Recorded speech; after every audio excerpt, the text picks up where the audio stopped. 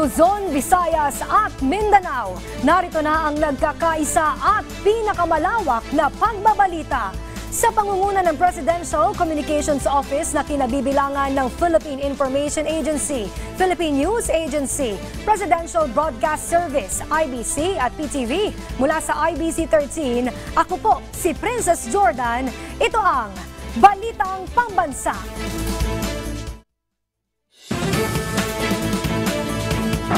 Ngayong tanghali sa Balitang Pambansa.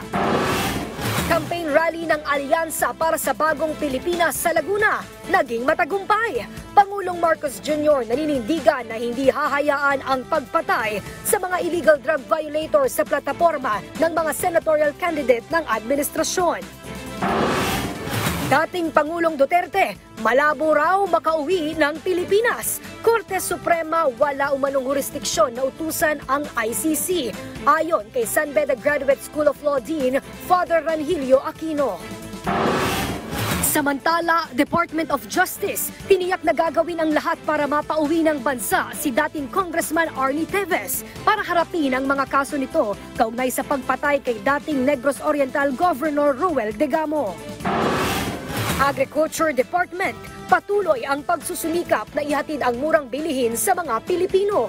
Buwan ng alokasyon ng 29 pesos kada kilo na bigas sa Kadiwa Center, tinriple na. At Department of Transportation, tiniyak ang kahandaan na makipagnegosasyon sa mga transportation group. Libreng sakay, pinakalat kasabay ng nangyayaring transport strike ngayong araw.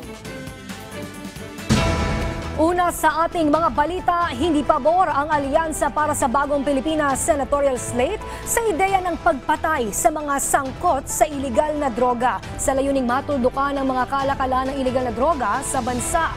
Ito ang sinabi ni Pangulong Ferdinand R. Marcos Jr. sa isinagawang campaign rally sa Santa Rosa, Laguna, kung saan sinabi rin ng Pangulo na naniniwala ang kanilang mga kandidato na ang tamang solusyon ay pagpapasa ng mga batas na makatutulong sa pambansang polisiya at mga lokal na pamahalaan sa kanilang mga hakbang na matuldukan ang nangyayaring krimen at paglaganap ng iligal na droga na ani ay sumisira sa buhay ng mga kabataan. Sa huli, muling binigyang diin ng Pangulo na ang layunin ng alyansa ay isulong ang interes at kapakanan ng bawat Pilipino. Kasunod ng unang bugso ng 3 araw na tigil pasada ng grupong Manibela, Department of Transportation at iba pang ahensya, tiniyak ang kahandaan para sa pag-agapay sa mga pasaherong maaapektuhan. May balitang pambansa si JM Pineda ng PTV. Tiniyak ng pamahalaan na handa ang kanilang hanay para tugunan ang pangangailangan ng mga commuters na maapektuhan sa unang bugso ng 3 araw na tigil pasada ng grupong Manibela. Ang Department of Transportation nga at iba pang ahensya gaya ng MMDA ay nakabantay sa mga posibleng lugar na apektado ng tigil pasada. Naka-monitor tayo, naka-standby tayo. Nandiyan yung mga buses ng MMDA para mag-provide ng libreng sakay. Kaya ang kagandahan kasi nitong ganitong sistema, makikita agad natin kung mayroong mga pasahero natin na magkakaproblema, naka-deploy yung ating mga buses in case na magkakaroon ng hirap ang ating mga kababayan sa pagsakay. Ang ilang mga lokal na pamahalaan nga rin, gaya ng Quezon City, ay nagbigay ng libreng sakay para sa mga pasahero. Malaking tulong daw ito para maibsan ang kanilang hirap. Ang Metropolitan Manila Development Authority o MMDA naman ay nakahanda lamang ang mga libreng sakay na bus para sa mga posibleng apektadong lugar. Again, hindi po namin yan mag-discriminate dispatch o inaayang ang umikot dahil mas marami po yung hindi sumama sa strike na kung i-deploy po natin itong mga buses na ito, mawawalan po sila ng pasahero dahil ang tendency po ng mga pasahero ay doon sasakay sa libre. So kaya po tayo ay nagsisingle dispatch kung saan naman po kailangan ng libreng sakay. Muli namang inihayag ng DOTR at ng LTFRB na bukas ang kanilang hanay para sa isang dialogo sa mga transport group patungkol sa PUV-MP. Hindi na raw kailangan pang umabot sa mga tigil pasada na apektado ang mga mananakay. Mula sa People's Television Network, JM Pineda para sa Balitang Pambansa. Palalawigin na ng 1 oras ang biyahe ng MRT-3 simula ngayong araw. Tiniyak din ng Department of Transportation na maraming tren ang babiyahe sa panahon ng peak hours. Ang huling biyahe ng tren sa North Avenue ay alas 10:25 ng gabi hanggang o habang alas 11:04 naman magsasara ang biyahe sa Taft Avenue Station. Alas 4:30 naman ang unang biyahe ng tren sa North Avenue habang alas 5:05 ng umaga sa Taft Avenue Station. Na-extend ang biyahe ng MRT-3 matapos ipag-utos ni DOTR Secretary Vince Dizon nang inspeksyonin niya ang istasyon ng tren sa Taft Avenue, Ayala at Shaw Station noong March 17. Kasabay ng kaliwat ka ng issue at pagkwestiyon sa legalidad ng pagkakaaresto kay dating Pangulong Rodrigo Duterte, binigyang diin ni Father Ranhilio Aquino, Dean ng San Beda Graduate School of Law, ang mga legal na basihan nito. Sa programang Mike Abe Live, ipinaliwanag ni Aquino ang dalawang legal basis ng pagkakaaresto kay dating Pangulong Duterte. Una ay ang pagiging miyembro ng bansa sa Rome Statute noong 2011 kung saan nakasaad sa Article 127 na kahit na umatras ang Pilipinas sa pagiging miyembro ay may obligasyon pa rin gagawin at gagampanan na nauukol sa mga proseso na kasama ng mga kaso kung saan may jurisdiksyon o kapangyarihan ang husgado nito. Pangalawa ay ang nakapailalim sa Republic Act 9851 o Article 17 kung saan nakasaad na maaaring ipagpaliban o isuko ng gobyerno ang investigasyon at prosekusyon na nakapabor sa International Tribunal. Gihit pa ni Aquino, hindi rin niya nakikita ito na pamumulitika o propaganda dahil ito ay isang legal na usapin kung saan dapat sagutin ni dating Pangulong Rodrigo Duterte ang mga akusasyon sa kanya na may kaugnayan sa madugong war on drugs ng kanyang administrasyon. I also want to advise the public, no? Yes, sir. Na okay na lahat, okay na i-express ang mga damdamin nila, pero the moment they cross the line and they call for the overthrow of the government, then it becomes sedition and it becomes a criminal.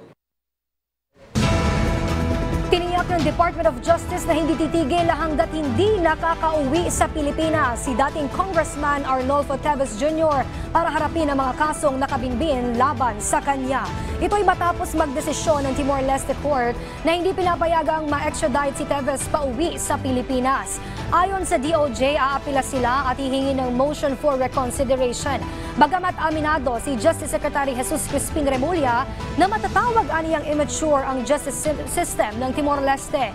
Hindi kasi nila maitago ang pagkadismaya dahil 2 beses na pumabor noon ang Timor-Leste sa extradition request. Pero biglang nagdesisyon ang Court of Appeals ng naturang bansa na taliwas sa inaasahan. We're not stopping. We're doing what we have to do. Ginagawa natin lahat ng pwedeng gawin para dalhin sa hustisya ang taong may akda ng mga krimen na nangyari sa ating kapaligiran. It's very hard to predict an immature justice system at work. Very immature pa yung justice system ng Timor-Leste. Mula sa Philippine News Agency, pinayuhan ng Philippine Embassy sa Seoul ang mga Pilipino na iwasang lumahok sa mga rally bunsod na nalalapit na hatol sa impeachment case ni South Korean President Yoon Suk-yeol. Paalala ng embahada, bawal sa mga dayuhan na lumahok sa mga rally o kilos protesta. Pinayuhan din ang mga Pilipino na iwasan ang mga lugar na may pagtitipon. Para sa anumang tulong, maaari namang mag-email sa consular at PhilEmbassy o philembassy-seoul.com o tumawag sa 010-9263-8119. Sa ngayon ay nasa lansangan ang mga grupong pabor at hindi pabor sa impeachment laban sa presidente ng South Korea. Lumagda ng kasunduan ngayong araw ang Department of Tourism at CHED na layong palakasin ang tourism-related educational project sa kolehiyo. May balitang pambansa si Bien Manalo ng PTV Live. Bien? Princess Mariing kinundina ng Department of Tourism ang nangyaring pagpaslang sa Slovakia National sa Boracay kamakailan at ipinauubayan na nilang investigasyon sa mga otoridad at sa paglutas ng kaso maging ang pagpapanatili ng seguridad at kaayusan doon. Samantala pinagtibay naman ng Tourism Department at Commission on Higher Education ngayong araw ang isang kasunduan na may kaugnayan sa paggamit ng Development Fund o pondo ng higher education. Layunin nito na mas palakasin ang tourism-related educational projects sa kolehiyo, nahuhubog sa kakayahan ng mga estudyante sa pagkamit ng sustainable and innovative tourism sector ng Pilipinas. Alinsunod ito sa National Tourism Development Plan na nakatuon sa pagpapaigting ng sektor ng turismo ng bansa, nalilikha ng mas maraming oportunidad at may malaking kontribusyon sa paglago ng ekonomiya ng bansa. Target ng Tourism Department at SHED na gawing education destination sa buong Asia ang Pilipinas na nakaangkla sa mayamang kultura at tradisyon ng bansa sa pamamagitan yan ng education, tourism at volunteerism. Samantala, nakikipag-ugnayan din ang Tourism Department sa ilang concerned government agencies sa ibayong pagpapalakas ng turismo. Gaya na lang ng TESDA sa pagbibigay ng tourism-related skills training at employment facilitation. Ang Department of Labor and Employment o DOLE kung saan mahigit 200,000 trabaho ang nalikha simula pa noong 2023. Princess, nakipagtulungan din ang Tourism Department sa Department of Migrant Workers sa paghatid ng skills training para sa ating mga returning overseas Filipino workers at maging sa kanilang pamilya sa ilalim yan ng Balik Bayani sa Turismo Program. At yan ang update. Balik sa iyo, Princess. Maraming salamat, Bien Manalo ng PTV. Ilang vlogger naman ang umiyak sa pagdinig ng kamera hinggil sa fake news. Mismong si Manila 6th District Representative Benny Abante ang napikon sa ipinakalat na fake news ng mga vlogger na sina Crisette Chu at Mary Jean Kiambao Reyes. Ayon kay Congressman Abante, hindi makatarungang birahin ng mga vlogger ang gobyerno at tawaging tanga. Naging emosyonal ang sagot ni Reyes at humingi ng paumanhin kay Abante. Una nang sinabi ni Reyes sa kanyang post na gawa-gawa ng mga anti-Duterte ang pagkakalat ng mga extrajudicial killing. Kayong mga vloggers, huwag kayong magbibigay ng opinion lang, impression ninyo. Ibigay nyo yung katotohanan, may dokumento kayo. Sapagkat meron kaming documents to show Naiinsulto ko, I am insulted with your statement. Being the chairman of the Committee on Human Rights and one that's investigating, I am actually insulted with your statement. Again, my apologies, sir, and noted po sa mga suggestions po ninyo. At gusto ko lang din pong sabihin na yung pong post has nothing to do with you. It has nothing to do with, pasensya na po. Magsasagawa ng Grand Baklas Operation sa buong bansa ang Commission on Elections sa darating na Biyernes. Sa panayam ng Radyo Pilipinas, sinabi ni COMELEC Chairperson George Erwin Garcia na gagawin nila ito sa mismong araw ng pagsisimula ng pangangampanya ng mga lokal na kandidato. Ibig sabihin dapat tanggalin na nila ang mga illegal posted material. Hinihikayat din ng COMELEC ang publiko na kuhaan ng picture o video at ipadala sa kanilang website ang campaign materials na hindi tama ang sukat at nasa ipinagbabawal na lugar. Giti Garcia, agad nilang aaksyonan ang mga reklamo ng publiko hinggil dito kahit wala pang formal na reklamo. Bukod sa pagrespeto sa kapwa kandidato, hiniling naman ng COMELEC sa mga tatakbo ngayong Hatol ng Bayan 2025 na isailalim sa training ang mga tauhan nila na magkakabit ng kanilang campaign materials.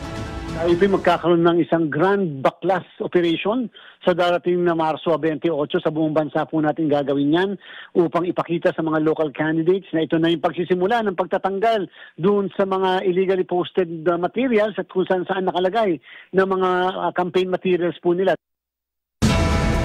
Pinag-uusapan na ng Department of Agriculture at Japan ang pagpapababa ng taripa ng ina-export na saging ng Pilipinas sa Japan.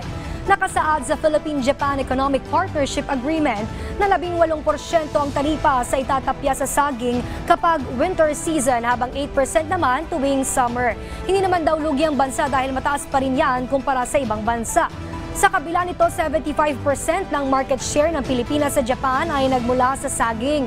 Mahigit 60,000 tonelada ang itinaas na exported quantity ng saging sa Japan, batay sa huling tala noong 2023.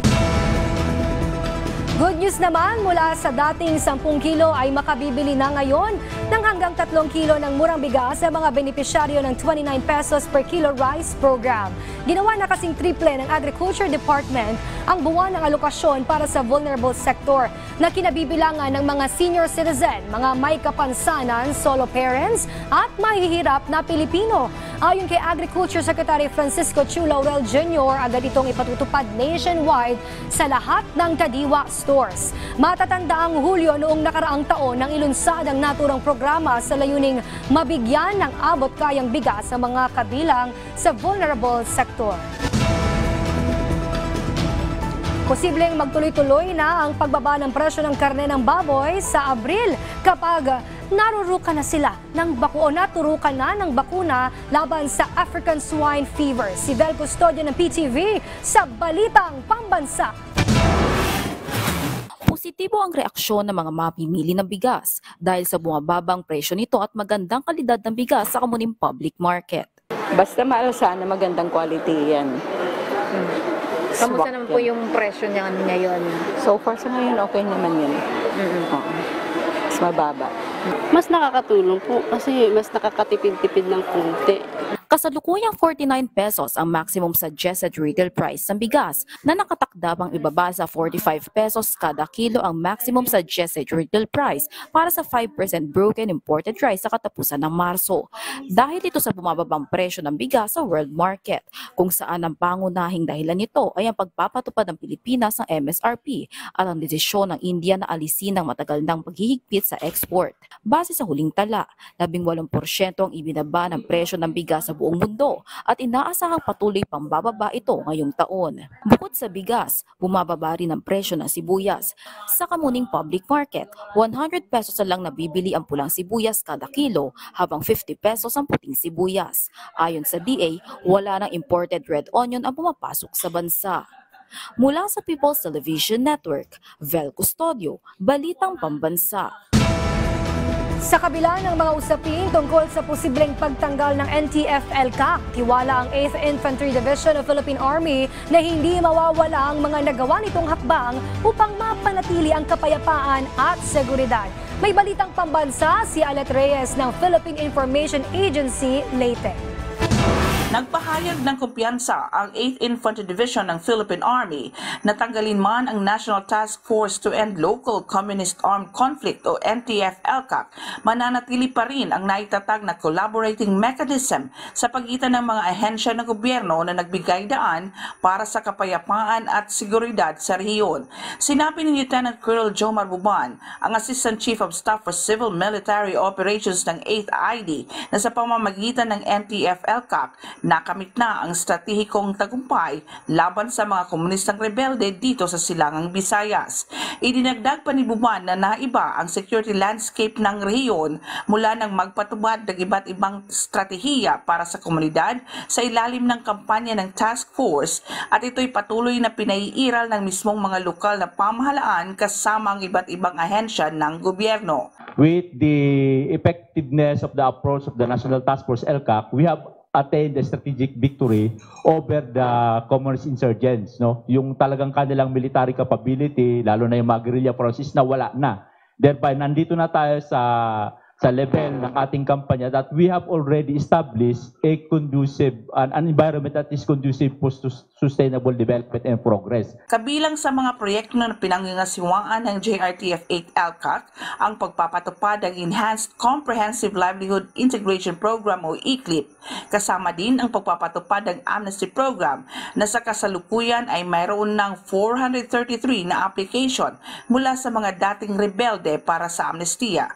Ang pagbigay ng housing units para sa mga communist surrenderers at ang pag-endorso ng Unity Rose Project para mabuksan ang mga liblib na lugar at maabot ng mga serbisyo ng gobyerno.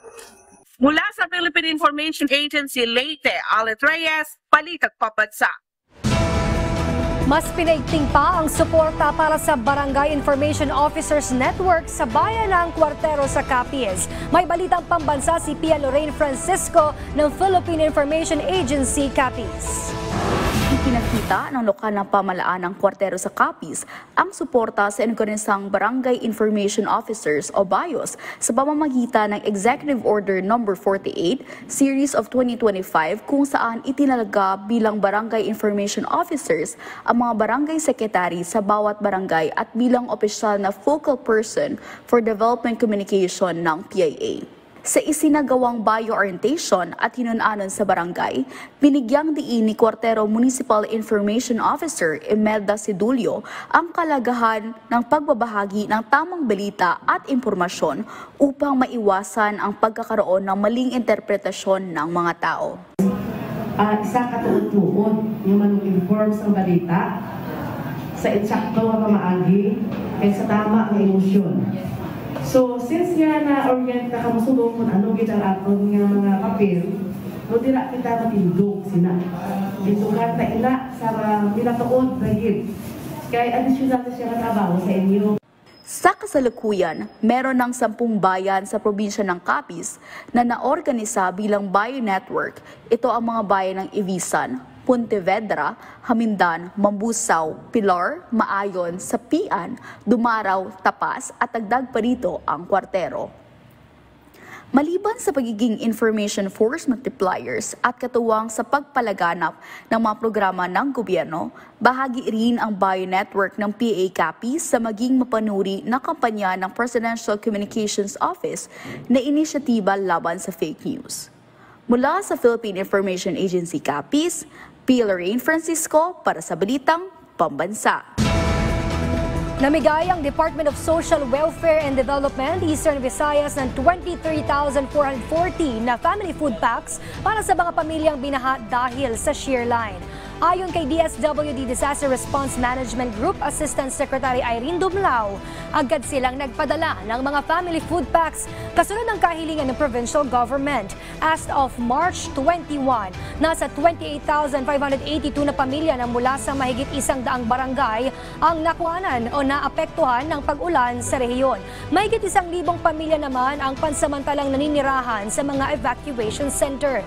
Bukod sa mga family food packs, may naka-standby pang 952 million pesos na pondo ang DSWD para sa mga biktima ng baha. Pinag-aaralan na ng Department of Science and Technology ang posibleng paggamit ng balat o dagta ng kahoy bilang panlaban sa mosquito-borne diseases tulad ng dengue. Si Michael Peronce ng IBC13 sa Balitang Pambansa. Isa ka ba sa nababahala sa sakit mula sa kagat ng lamok? Be worry-free dahil sa simpleng mga dagta at balat ng forestry, pesting mosquito, matataboy panigurado. Cinnamon, almasiga at ili. Ilan lamang ito sa 13 puno at aromatic plants na pinag-aaralan ngayon ng Forest Products Research and Development Institute o FPRDI ng Department of Science and Technology bilang panlaban sa mosquito-borne diseases tulad ng dengue. Sa kanilang pilot study, dapat umayan na pwedeng gamitin ang tirang balat, dahon at dagta mula sa mga punong ito para maging alternatibong insect repellent matapos uriin ang formulations anyong incense cones and sticks. Nang itest namin yung kanyang mga compounds, ano ba yung meron dito para makapag-repel, isa dito yung creosol. Ang creosol ay kalimitan ginagamit talaga natin yan sa germicide, disinfectants at mga antiseptics. And then, may natagpuan din kami na furfural, kalimitan ginagamit to as fumigant. Upang subukan ang potensyal ng forest trees gaya ng cinnamon barks, gumamit ang FPRDI ng test cage method. Dito ay pinausukan ng dengue-carrying mosquitoes na kalaunan ay naging initable sa loob ng kulungan. Kasama sa sinuri ang burning time ng mga insenso kung ito ba ay magtatagal, kung hindi madaling magdudurog ang structure, at kung ligtas ba sa kalusugan ng tao ang burning quality ng mga produkto. Magandang malita din ng incense ingredients at DOST para sa mga essential oil company dahil ang karaniwang nagiging waste products na lamang sa kanilang production ay kaya nang i-recycle at maaaring muling magamit bilang natural mosquito repellents. We're starting to coordinate dun sa mga essential oil producer din na meron silang sariling mga waste residues din na gusto siguro nilang gamitin for insenso. Also, may mga nagsisignify na rin yung mga nasa green technology advocacies, no? Habang patuloy ang paalala ng otoridad para sa sama-samang paglilinis na bilang na ang mga posibleng kamugaran ng mga lamok, hindi naman mawawala ang patuloy na pagtuklas ng mga paraan upang pigilan ang pagtaas ng kaso ng dengue sa bansa. Ang maaaring wala ng gamit para sa iba, maaari palang maging lifesaver ng marami. Patunay lamang ang forest products na kaya nating labanan ng dengue sa natural at abot kayang paraan. Mula sa IBC 13, Michael Peronce, para sa Balitang Pambansa. Muling maririnig ang panawagan ng mga pambansang ibon ng Pilipinas sa kabundukan ng Leyte kasunod ng pagpasok ng 3 bagong Philippine Eagles sa Mahagnao, Barauhen o Buruan, Leyte sa tulong ng Philippine Eagle Foundation at DENR. Nagbabalik si Alet Reyes ng PIA Leyte sa Balitang Pambansa. Aalingaw-ngaw ang marilag na panawagan ng Pambansang Ibon ng Pilipinas sa kabundukan ng Leyte dahil 3 bagong Philippine Eagles na ibinigay kamakailan ng Philippine Eagle Foundation sa Natural Forest Conservation sa Mahagnao, Buruan, Leyte sa pamamagitan ng Department of Environment and Natural Resources. Ang 3 agila na pinangalan ng Lyra Sinabadan, Lakpwe at Kalatungan 1 ay dinala mula sa National Bird Sanctuary sa Davao patungong kabundukan ng Leyte. Ang aksyon ay upang makatulong din sa muling pagbuhay sa muhinang populasyon ng dambuhalang raptor at muling itayo ang breeding population nito sa Leyte. Balik po natin ang mga Philippine Eagles dito sa Leyte sa pamamagitan ng pagtra-translocate o paglilipat ng mga surplus eagles sa Mindanao. And hopefully baka sa susunod pong mga panahon ay meron ding mga surplus birds sa Samar na pwedeng ilipat dito. Upang maiwasan ang panibagong pagkawala ng agila tulad ng unang paglunsad noong 2024 ng aksidenteng nalunod ang Philippine Eagle na si Carlito sa dagat, ilang araw lamang matapos siyang palayain, ang Philippine Eagle Foundation ay nagpapatupad ngayon ng isang makabagong soft release technique na ginawa ng mga espesyalista batay sa mga pinakamahusay na kasanayan para sa parehong species ng agila sa ibang bansa. Mula sa Philippine Information Agency Leyte, Alet Reyes, Balitang Pambansa. Women Empowerment, isa yan sa mga layunin ng Iligan City LGU kung kaya't naglunsad ng programa para maipakita ang husay ng mga kababaihan sa robotics at programming ngayong National Women's Month. Si Sheriff Timhar ng Radyo Pilipinas Iligan para sa Balitang Pambansa. Kung kaya ng lalaki, kaya rin ng babae. Patunay nga riyan ang mga kabataang babae na ito na abala sa isang robotics workshop. Ayon kay Christy, madalas na kalalakihan ang lumalahok sa ganitong mga workshop kaya't malaking bagay para sa kanya na mapabilang dito. It's very maka-proud because rare lang siyang opportunity. Thankful ko nga naghimo sila ani nga program because we were able to show our potential nga kaya namo as young women. Layunin ng naturang programa na palakasin ang interes ng kababaihan sa larangan ng teknolohiya. Dahil dito, naniniwala ang Developers Connect o DEFCON Iligan na malaki rin ang ambag ng mga kababaihan sa pagpapalakas ng industriyang ito. In this time of age, technology is not really only for men. There is also an opportunity, especially for women. And I know women also can create a new technology that can be used for the future. Isa lamang ito sa mga programang inilunsad ng LGU, katuwang ang DevCon bilang bahagi ng pagdiriwang ng National Women's Month. Sa temang babae sa lahat ng sektor, aangat ang bukas sa bagong Pilipinas, ipinapakita nito ang adhikain ng pamahalaan na isulong ang pantay-pantay na oportunidad at pagkilala sa kontribusyon ng kababaihan sa iba't ibang larangan. Mula sa PBS, Radyo Pilipinas, Iligan, ito si Sheriff Timhar para sa Balitang Pambansa. At dyan po nagtatapos ang 30 minutong ulat sa bawat sulok ng bansa. Samahan nyo kaming muli mamayang alas 6 ng gabi para sa updated at pinalakas pang balitaan. Ito ang pinalawak na puwersa sa pangunguna ng Presidential Communications Office, kabilang ang Philippine Information Agency, Philippine News Agency, Presidential Broadcast Service, IBC at PTV. Mula sa IBC 13, ako po si Princess Jordan. Hatid sa inyo ang komprehensibong paghimay sa mahalagang usapin dito lang sa Balitang Pambansa.